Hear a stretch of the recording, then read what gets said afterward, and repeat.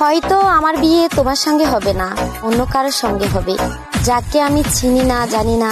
আমার অনিচ্ছা থাকা সত্ত্বেও সে আমার শরীর স্পর্শ করবে, আমি চাইলেও কিছু করতে পারবো না। ওই শক্তি আমার থাকবে না, আমার অনেক ঘৃণা লাগবে, কারণ আমাকে অন্য কারো ছোঁয়ার কথা ছিল।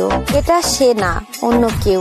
তখন আমি খুব কাঁদবো, আর সে হয়তো ভাববে আমি সুখে কান্না করছি, কিন্তু সে বুঝবে না এভাবে প্রতিদিন এক একটা রাত আমার কাছে দর্শনের রাত হবে। তখন আমার যে কিছুই করার নাই, কারণ আমি একটা কাগজে স্বাক্ষর করে নিজের জীবন অন্যের হাতে তুলে দিয়েছি। প্রতিদিন তার পরিবারে মন জোগাড় করে চলতে হবে আমাকে, কিন্তু আমি তো তোমার পরিবার নিয়েই স্বপ্ন দেখেছিলাম, তাদের মন জয়ের স্বপ্ন দেখেছিলাম। অথচ দেখো কিছুই হলো না। এক সময় এসবে আমি অভ্যস্ত হয়ে যাব, তারপরে হঠাৎ একদিন জানতে পারবো আমি মা হব। এটা তো একটা নারীর জীবনের সবচেয়ে সুখের দিন, কিন্তু আসলে কি আমি ওই দিন সুখী হব? না, হব না। চিৎকার করে কাঁদতে ইচ্ছে করবে, কারণ বাচ্চাটা আমাদের ভালোবাসার চিহ্ন না। তাও তাকে দুনিয়াতে আনতে হবে, কারণ ওর তো কোনো দোষ নেই।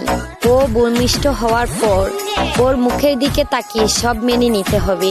এক সময় তাকে বড় করা, স্কুলে নিয়ে যাওয়া, তাকে মানুষের মতো মানুষ বানাতে গিয়ে কখন যে 50 পেরিয়ে চুল পাকতে শুরু হয়ে যাবে বুঝতে পারবো না।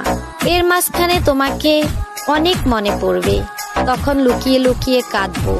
তারপর দীর্ঘশ্বাস ফেলে আবার ব্যস্ত হয়ে যাব। তারপর হয়তো কোনো এক রাতে ঘুমের মধ্যে চলে যাব না ফেরার দেশে।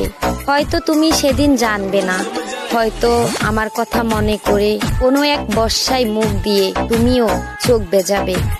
না হয় ভিজাবে না, কিন্তু আমার মনের কথাগুলো অবক্তেই থেকে যাবে। তবুও মনে মনে বলবো, তুমি ভালো থেকো, ভালো থেকো। আমাকে ছাড়াই কখনো আর বলা হবে না তোমাকে অনেক ভালোবাসি।